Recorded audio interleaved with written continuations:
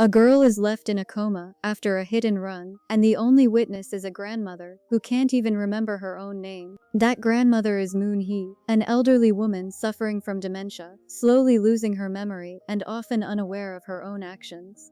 A few moments later, a lady named Song arrives to check on her, but immediately notices that the fridge is in a complete mess after the power has been pulled. As she starts packing the fridge, she suddenly hears a faint cry coming from the bedroom. She rushes in and finds Bomi, Moonhi's young granddaughter, sitting there in shock. Her hair has been cut unevenly while she was sleeping. It quickly becomes clear that Moonhi was the one who did it, yet she has no memory of it. Meanwhile, Bomi's father, Duwan, arrives late to work again and is immediately scolded by his manager. He works as an insurance agent handling traffic accident claims, and every day is filled with pressure and angry customers. That morning, he receives a complaint call from a frustrated client whose claim was rejected, so he goes to meet him. But instead of resolving the issue properly, Duwan suddenly takes a hammer and starts smashing the client's car himself, trying to make the damage match the claim. In the middle of this, Bomi arrives in tears. She tells him that her grandmother cut her hair, and feeling guilty, has gone up the hill saying she wants to disappear from the world. Hearing this, Duwan immediately rushes there with her. When they arrive, they see Moonhi standing near a tree with a rope tied to it.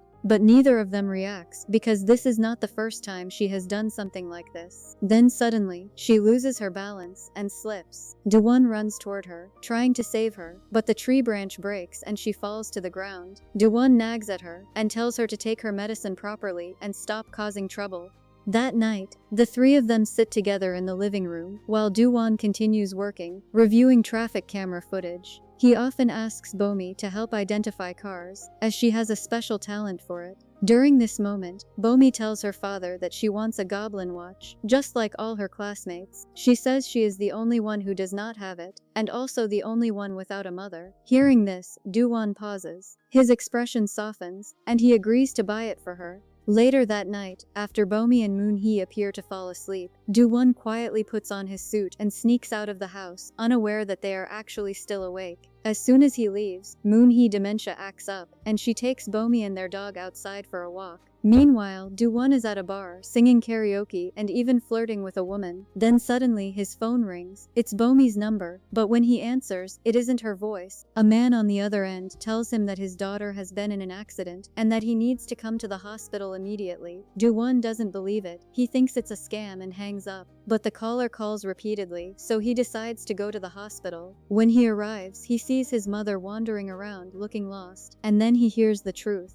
Bomi was involved in a serious hit-and-run accident. Because she was not taken to the hospital in time, she is now in a coma. At the hospital, Duwan is overwhelmed with anger and starts lashing out. However, Song confronts him and reminds him that while his daughter was suffering, he was out drinking and leaving both his mother and child alone at home. Not long after, a police officer named Detective Kang, who is also Duwan's friend, arrives to investigate the case. When Duwan learns that his mother was the one who took Bomi out that night, his frustration turns toward her, and he scolds her harshly. She is the only witness to what happened, but because of her dementia, she cannot remember anything clearly, and can only mumble random words that make no sense to anyone. Outside the hospital, Song continues to scold Duwan, but instead he shifts the blame onto his mother, saying that everything started with her and that she was the reason his wife left the family. Later, Moonhi quietly walks to Bomi's bedside and promises that she will find the driver who caused the accident. Later, Detective Kang visits the scene of the accident to search for any possible clues. He collects CCTV footage from nearby roads and later calls Duwan to reassure him that they will do everything they can to find the driver. The next morning, Duwan meets Detective Kang again, but this time the news is not good. Kang explains that the roads were closed at the time of the accident, so there were no passing cars and no witnesses. The only CCTV footage they managed to retrieve is too dark to clearly identify either the car or the driver.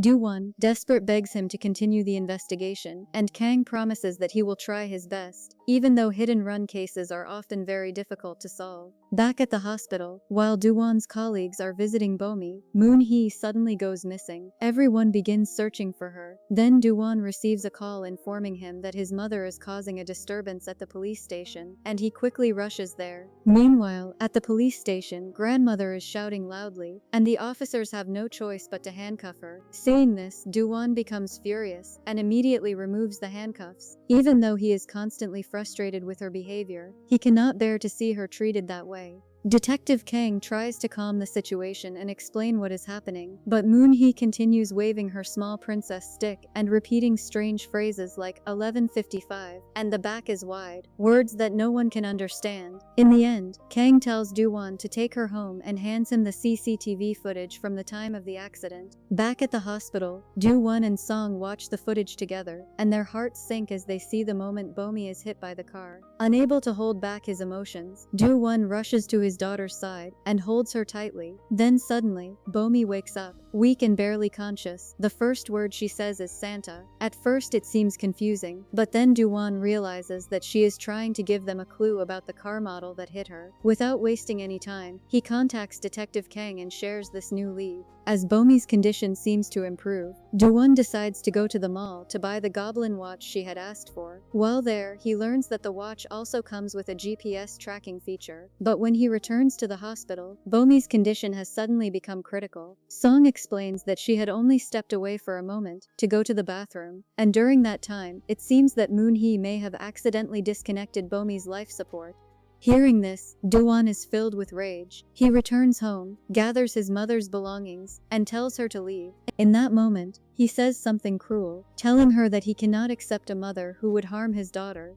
The next morning, Moonhi quietly picks a few cherries and brings them to the hospital for Bomi. But when she sees her lying there, she becomes confused and mistakes her for Duwan as a child, back when he was once admitted to the hospital, and the memory overwhelms her so deeply that she faints on the spot. This moment brings back a painful memory from the past. When Duwan was young, he was born with more than 5 fingers, something his father could not accept. And one day his father took him to a small hut with the intention of cutting off the extra finger. After the incident, Moonhi carried Duwan all the way to the hospital to protect him. During his time there, she stayed by his side every day, feeding him cherries because they were his favorite. And through those moments, Duwan grew up loving his mother deeply. But ever since Moonhi was diagnosed with dementia, she started behaving differently, and eventually chased his wife away. As this story is being told, Bomi suddenly begins to cry, and Song gently suggests that perhaps she can somehow hear what is being said. Song also tells Duwan that whenever Moonhi has moments of clarity, she often apologizes to Bomi for causing her mother to leave, but Bomi has never blamed her for it.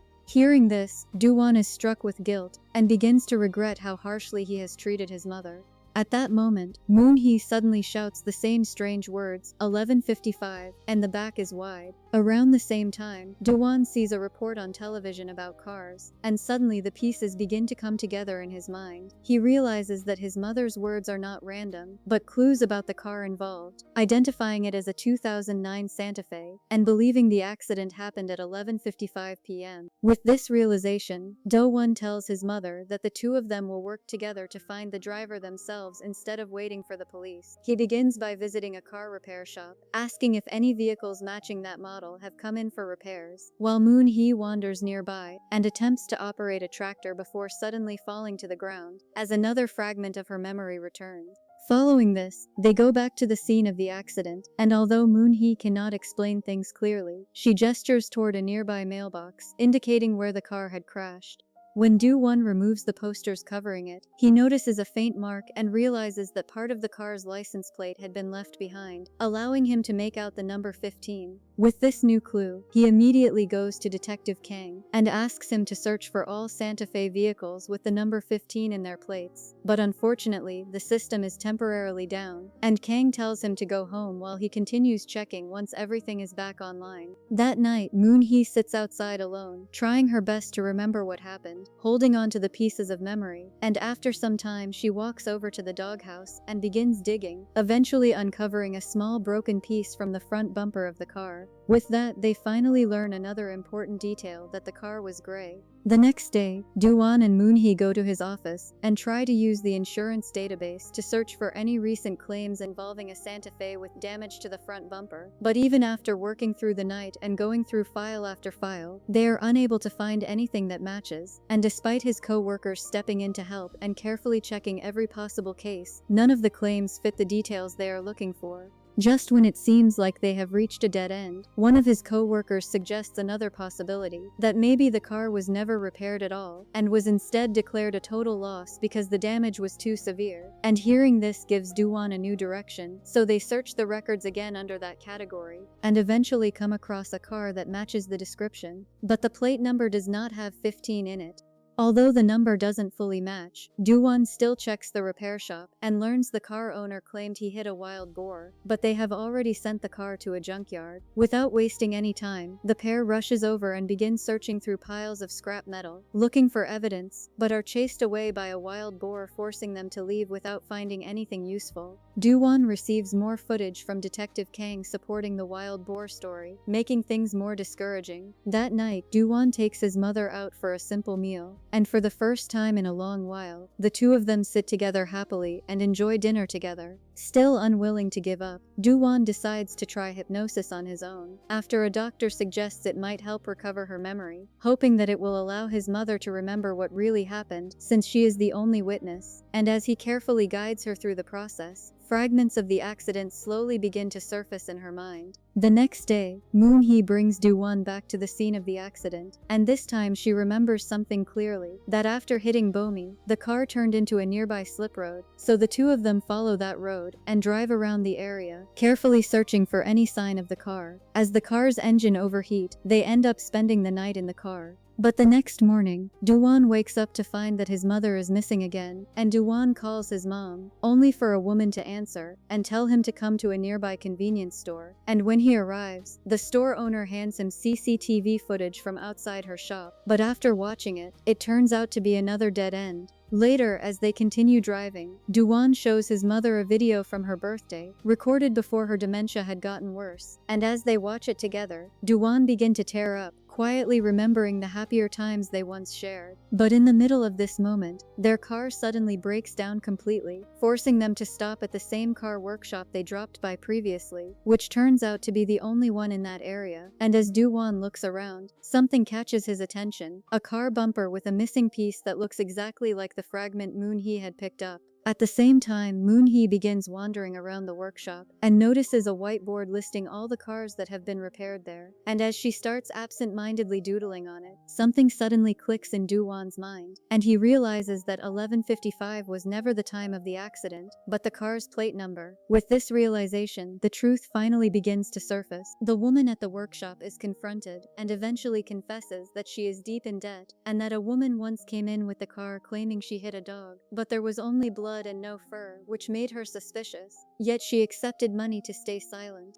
But she has not been able to sleep since, and in the end she gives Duwan the driver's name and address. Duwan immediately heads to the address and tracks down the car, only to discover that all its parts have already been changed. Just before entering the building, he calls Detective Kang and tells him that he has finally found the driver, Jae-suk, who hit Bomi, but Kang warns him not to act rashly and insists that he should leave everything to the police. After that, Duwan calls Song at the hospital and asks to speak to Bomi, and with quiet hope in his voice, he tells his unconscious daughter that he has found the person responsible, gently asking her to wake up now that the truth is finally coming out. When he returns to the hospital, Duwan finds Detective Kang already there with Jae-suk, who has turned herself in. However, he cannot understand why she would confess after so long. Overwhelmed with anger, he confronts her and demands to know how she could leave an innocent child like Bomi lying there without taking her to the hospital. But Moonhi suddenly insists that Jae-suk is not the one, and before things escalate, Kang quickly steps in and takes Jae-suk away.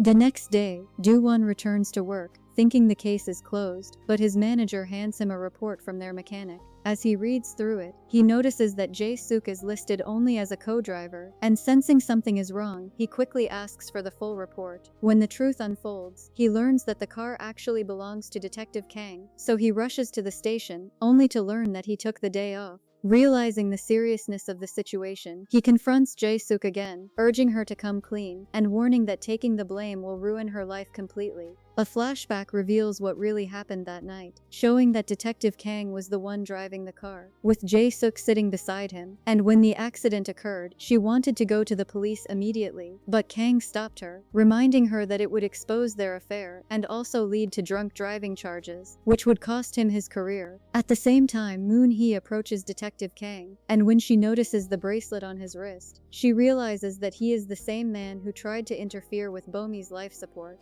As she confronts him, Kang's expression changes, and he forces her away to a remote hut, where he silences her and leaves her hanging, trying to erase the only witness who can expose him. Meanwhile, as Duwan leaves the station, he notices Moon-hee's wand lying on the ground, and at the same time he checks the GPS on the Goblin Watch and sees that it is moving, and when he realizes that his mother is no longer at the hospital and is wearing Bomi's watch, he immediately follows the signal, racing to find her.